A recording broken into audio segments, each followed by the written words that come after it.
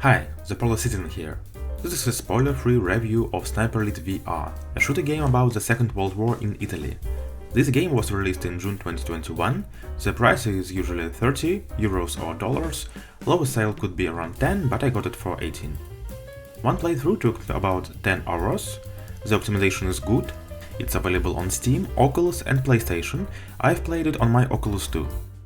It is a good game with some story, but don't expect too much of it. Also, it is a sniper simulator with good ballistic, but usually you will take role of an assault trooper.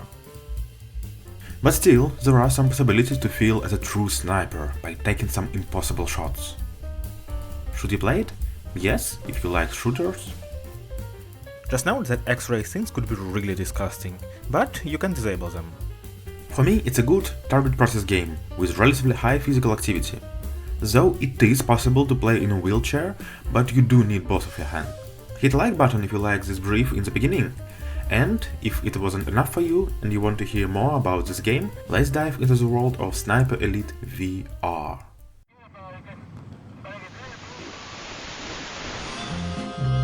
E se io muoio da partigiano, oh bella ciao, bella ciao, bella ciao, ciao, ciao. E se muoio da partigiano, tu mi devi seppellire e seppellire lassù in montagna.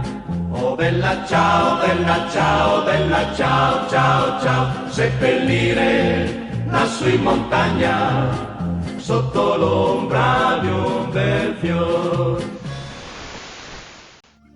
In this age, it is easy to lose sight of what we have. Family, freedom, peace. 40 years ago, the world, this place, were very different. I leave my story in the hope that it endures in them, for the honor of those who fought and fell, so that we may always be grateful for what we have, so that we may never forget.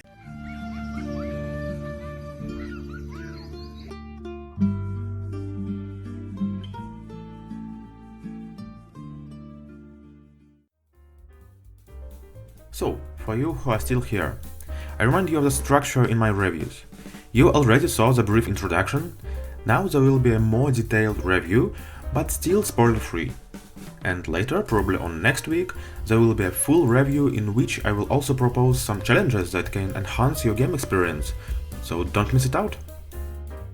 When I first started playing this game, it stunned me with its complexity. It seems like everything will be easy. They give you a rifle, explain to you how to aim, how to stand correctly, that you have to chamber the bolt every time, how to reload ammo, how to save your progress, and then you are simply thrown into battle. Enemies are shoot back, and if you spend too much shots on one target, game over.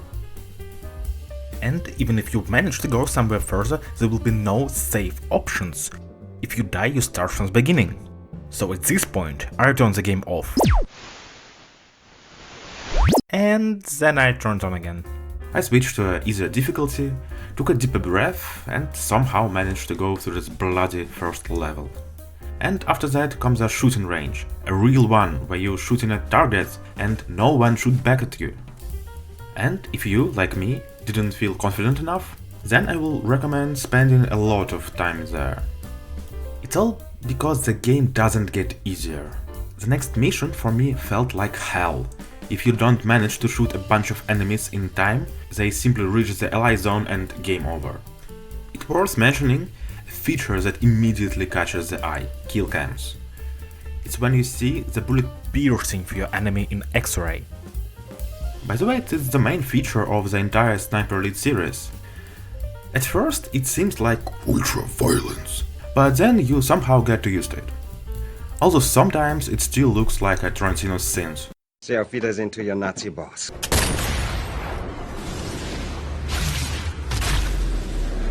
If needed, you can disable them, but by default I would say they happen quite frequently. If we talk about genres, in Wikipedia you will find tactical shooter and stealth. But to me it's more like a shoot 'em up. If you don't enjoy mowing down the waves of enemies, often with just an SMG or a shotgun, then this game isn't for you. No, don't get me wrong, there are missions where you have to eliminate a high-value target. In those, you patiently sit with a sniper rifle in cover and take precise shots at long distances. But there are only a couple of such missions throughout the whole game. Basically, you will be clearing locations from enemies. Have I already mentioned that the stealth here is limited? Hide and seek in shadows, with only bottles and generators as distractions. There is a quiet pistol, but it's not very convenient to shoot from it. You often miss with it and it ruins the entire stealth. There are no interactions with light sources.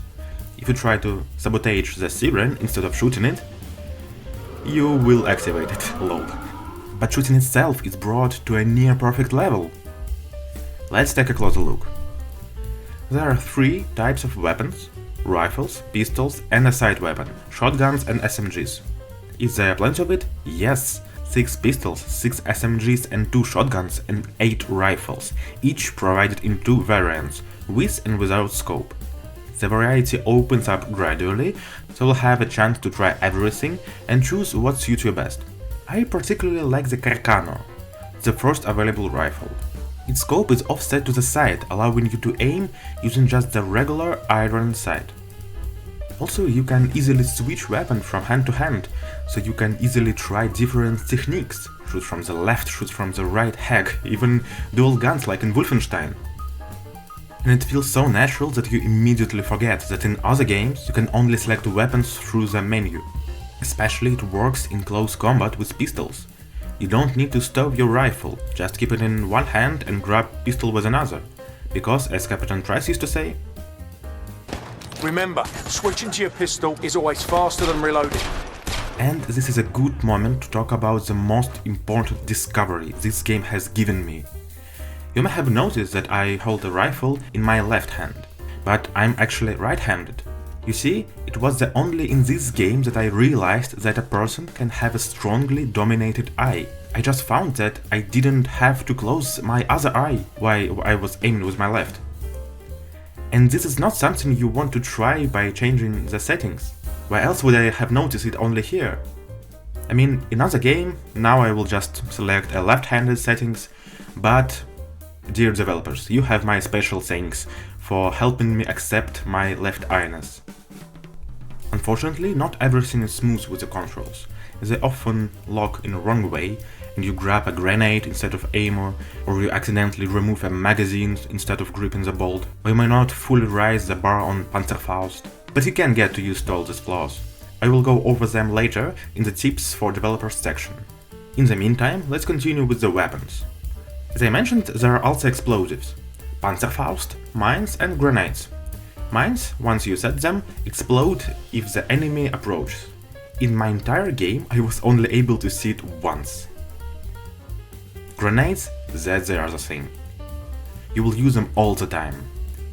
They can be thrown in 2 ways: manually, pull the pin and throw them, and automatically, just pull the trigger and the indication of the throw will appear. Though, if you want to accurately throw it, for example in a track with soldiers, you have to throw them manually. And here a little advice. Firstly, extend your other arm in front of you, and only after throw your grenade. Otherwise... 2 more tips.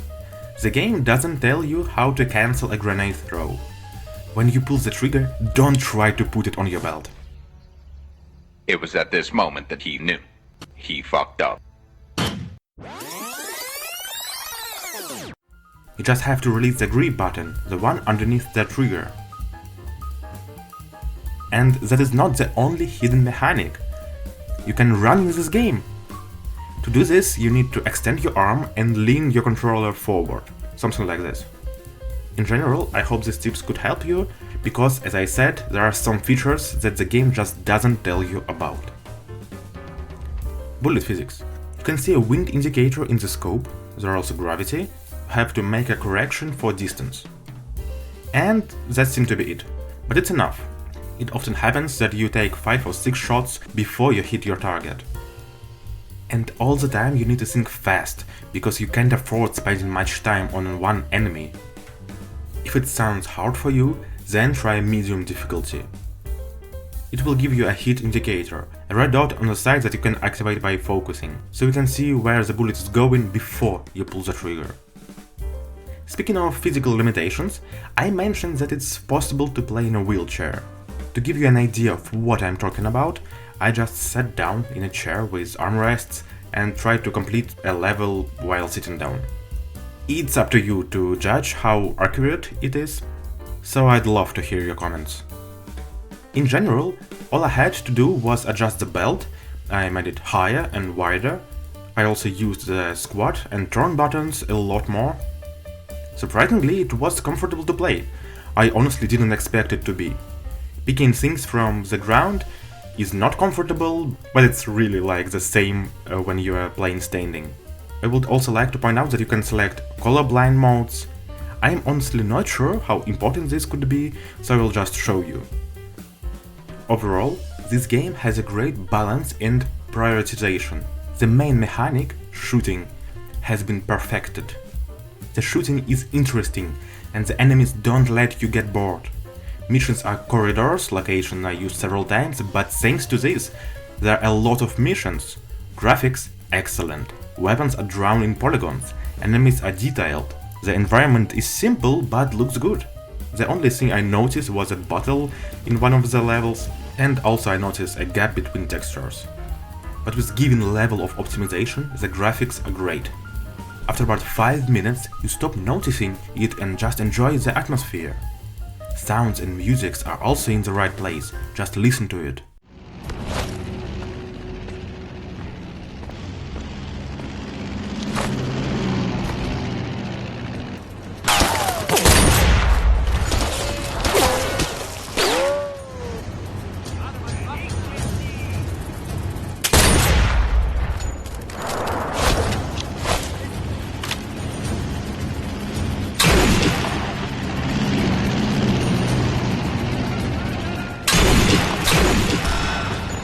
The only sound that hurts my ears is broken plate that serves as an indicator of a broken sniper combo. Story. There is a story and it's basically enough. The plot jumps around the timeline, so it could be hard to understand, but it serves the main purpose of providing motivation for the missions. And that is the beauty of this game.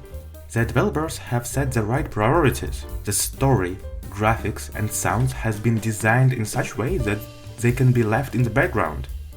Thanks to this, it is possible to maximize the number of interesting missions. To be honest, at first I was amazed at how many missions there are. That's why this game is a great example how to focus your efforts. The interesting thing here, I would say, is how our brain works. When something is done well, we don't notice it, but once something catches our eye, it's hard to unsee. And that goes to the most important elements of all, the one that all game designers are after: immersion, the flow. All the side elements should be good enough not to ruin it, but at the same time they should not interrupt the main aspect of the game. And that is the sad truth of development process. You have to spend a lot of effort just to make something unnoticeable enough. Just so that it subconsciously complements the main thing. All for this, so the player can just immerse themselves into the game, forget about the real world for a while. So, dear developers of Just Add Water, here are my tips on how to improve immersion. And unfortunately, immersion is hard to achieve in this game. First is, return to the play area. It's too jarring. You can't just make it a black screen. You should keep things visible, maybe just cut off the colors, make it black and white. In short, like in Half-Life Alyx. The second, interaction with weapons. Adjust some trigger points, maybe trace the hand movements more to distinguish different movement patterns. Reduce the grabbing of the wrong things. Though I realized it could be complicated, so it's up to you. The third is the indication of shots. Adjust their visibility. In daylight locations, make the sparks brighter. In general, I think the main problem is with light locations. Also, think to increase the visibility time of bullet tracks. For example, if you miss for the third time in a row. And my personal recommendation, just get rid of that breaking combo sound. It sounds very unnatural. At first I really thought that some enemy was breaking plates behind my back. And I don't know, maybe I'm the only one who is a terrible shooter, but I heard this sound a lot. Fix that and game will go from good to great. And to do the story without jumping, it will be a masterpiece. In the second video I will go through specific examples of errors and bugs. Meanwhile, it remains to talk about replayability. I have already described that the locations are linear. Add on top enemies that are arranged strictly according to the scripts. Sounds very boring, isn't it? Surprisingly, it doesn't affect the replayability. I played the game twice and honestly I don't regret it. The replayability works partly because of variety of weapons. For example, on my second playthrough I used a rifle without scope as a side weapon. This weapon has a unique tactic. Still, most of the replayability comes from progression. And it's not a matter of improving your stats and upgrades, but the progression of your skills. In short, like in Dark Souls. And this shows that Sniper Elite VR is a great trainer for shooting. And my experience shows that you can fully enjoy this game for all 20 hours, while paying a regular price. Is this game a piece of art? Yes. It's hard to describe without spoilers, but in short, there is no ludonarrative dissonance. In other words, story and gameplay work together, emphasizing each other. The whole game carries the idea of rejection of war and shows how to keep humanity while fighting for your freedom. Definitely like. And that's pretty much all I can say about without any spoilers. So, what do you think? Was I successful? And as for my advice, I think it will not affect the next game, because it has been already released. The sequel is called Winter Warrior. Surely you will think about making a review of it, especially if you're interested. Leave a comment, check the like button, subscribe if you want. The Polar Citizen out. Stay strong.